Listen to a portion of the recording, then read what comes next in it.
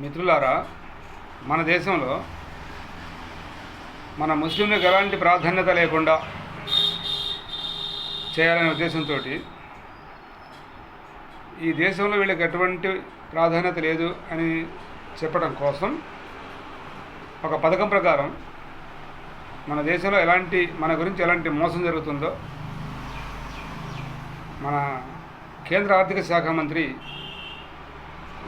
నిర్మలా సీతారామన్ గారి భర్త గారైన శ్రీ పరకాల ప్రభాకర్ గారు వారు ఎలా విశ్లేషిస్తున్నారో ఒకసారి విశ్లేషణ వినండి. మనం ఇప్పుడు కూడా రాజకీయాల్లో బయటకు వచ్చి మాట్లాడటం, రాజకీయాల్లో పాల్గొనటం ఇలాంటి ప్రాధాన్యత ఏమీ లేకుండా మనం కనుక ఇప్పుడు కూడా ఇలాగే కూర్చుంటూ ఉంటే రాబోయే రోజుల్లో మన పరిస్థితి మరీ దారుణంగా ఉంటుంది. ఒకసారి వినండి. ముస్లింల పరిస్థితి ముందు ముందు ఏం కాకపోతోంది అనేదానికి మనకి ఇప్పటికీ చాలా నిదర్శనాలు ఉన్నాయి. అదేంటి చెప్తాను మీకు. ఇవాళ దేశ చరిత్రలో మొట్టమొదటిసారి కేంద్ర క్యాబినెట్లో ఒక్క ముస్లిం లేరు. కేంద్ర క్యాబినెట్లోనే కాదు, council of ministers, minister of state, deputy minister, వీళ్ళలో కూడా ఒక్కరు లేరు. అంతేకాదు, భారతీయ జనతా పార్టీ లోక్సభ పక్షంలో ఒక్క ముస్లిం లేరు. భారతీయ జనతా పార్టీ రాజ్యసభ పక్షంలో ఒక్క ముస్లిం లేరు.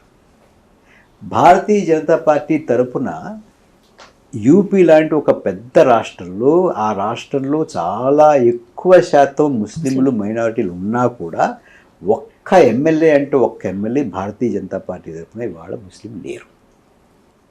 గుజరాత్లో లేరు. గుజరాత్లో 4-5 దఫాల నుంచి లేరు.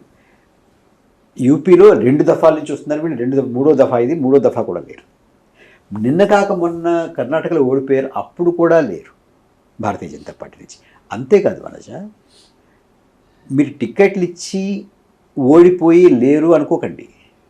అసలు టిక్కెట్టే ఇవ్వలేదు అంటే ఈ దేశంలో మీకు భాగస్వామ్యం లేదు అనేటువంటిది చాలా స్పష్టంగా మీకు రాజకీయాలతోటి మీకు సంబంధం లేదు. ఈ దేశ రాజకీయాలతోటి మీకు ప్రాతినిధ్యం మేము కల్పించం అనేటువంటి మాట ఎంత బలంగా చెప్పారు కేంద్ర మంత్రిమండలి. మొట్టమొదటిసారి చరిత్రలో మంత్రిమండలి లేరు, పార్లమెంట్ పార్టీలో లేరు, రాజ్యసభలో లేరు, లోక్సభలో లేరు, యూపీలో లేరు, గుజరాత్లో లేరు, కర్ణాటకలో లేరు.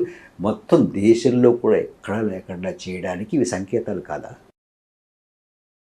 రెండోది, ఇవాళ మణిపూర్లో ఏం జరుగుతుందో, సంవత్సర కాలం నుంచి ఏం జరుగుతుందో మీరు పేపర్లు చూస్తే మీకు తెలియకపోవచ్చు, టీవీ చూస్తే తెలియకపోవచ్చు, కానీ మీకు తెలిసి ఏం జరుగుతుంది తెలుసు.